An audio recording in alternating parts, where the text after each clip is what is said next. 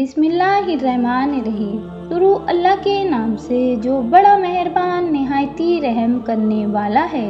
नाज़रीन, जहन्नम क्या है? अल्लाह पाक ने कुफ्फार मशरिक, मुनाफिक और गुनाहगारों को उनके अमाल की सजा देने के लिए आखिरत में एक निहायत ही खौफनाक और भयानक मकाम तैयार कर रखा है। उसका नाम जहन्नम है और उसको उर्दू में दोज़ख भी कहते हैं। जहन्नम को पैदा हुए हजारों साल हो गए हैं और वो अब भी मौजूद है। ऐसा नहीं है कि कयामत के दिन बनाई जाएगी। दोज़ख कहाँ है? दोज़ख 7वें ज़मीन के नीचे है। दोज़ख की आग का रंग जहन्नम की आग का रंग। जहन्नम की आग हजारों बरस दहकाई गई, यहाँ तक के सुर्ख हो गई। फिर 1000 बरस दहकाई गई, यहाँ तक के सफेद हो गई। फिर 1000 बरस दहकाई गई तो सिया हो गई। अब वो बिल्कुल सिया है। जहन्नम का सबसे हल्का अजाब कैसा है? दोज़ख में सबसे हल्के अजाब वाले वो है जिसे आग के 2 जूतों 2 तस्मियां पहनाए जाएंगे, जिनसे इनका दिमाग हांडिया की तरह जोश मारेगा। वो ये समझेगा कि सबसे ज्यादा सख्त अजाब इस पर है, हालांकि इस पर सबसे हल्का अजाब होगा। इसके तलवे में अंगारे रखे जाएंगे, भेजा उबलेगा।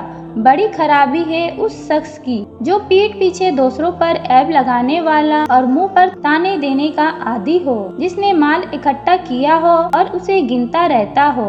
वो समझता है कि इसका माल इसे हमेशा जिंदा रखेगा। हरगिज नहीं, इसको तो ऐसी जगह में फेंका जाएगा जो चूरा चूरा करने वाली है। और क्या तुम्हें मालूम है वो चूरा चूरा करने वाली चीज क्या है? अल्लाह ताला की सुलगाई हुई आग जो दिलों तक जा चढ़ेगी। यकीन जानो इन पर बंद कर दी जाएगी, जबकि वो आग के लंबे चूरे सतनों से घेरे हुए होंगे। जहन्नम क्या है? अल्लाह ताला ने फरमाया, ए ईमान वालों, अपने आप को और अपने घर वालों को जहन्नम की आग से बचाओ, जिसका ईंधन इंसान और पत्थर है। इसी तरह फरमान इलाही है, ना तो इसका काम तमाम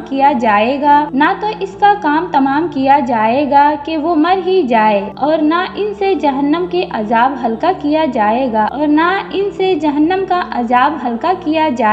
यानी जहन्नम में ना तो मौत आएगी और ना ही अजाब कम किया जाएगा। कुरान करीम की आयत में मौजूद है कि जहन्नमियों का गिज़ा खोलता हुआ पानी, कांटों वाला खाना, गले में अटकने वाला खाना, जख्मों के पीप, पिघला हुआ तांबा वगैरह है। यानी इंतहाई तकलीफ दा चीजें जहन्नमियों को खाने और पीने के लिए दी जाएगी। अल्लाह ताला इरशाद फरमाता है, जब एक दफा इनकी खाल जल चुकी तो हम इसकी जगह दूसरी नई खाल पैदा करेंगे ताकि अजाब चखते ही रहे।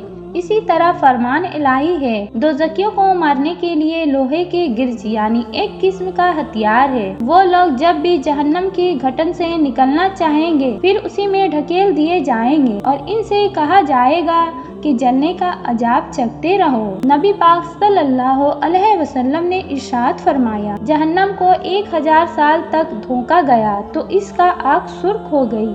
फिर 1000 साल तक धोखा गया तो इसकी आग सफेद हो गई। फिर 1000 साल तक धोखा गया तो इसकी आग सिया हो गई। चुनांचा जहन्नम अब सिया अंधेरी वाली है।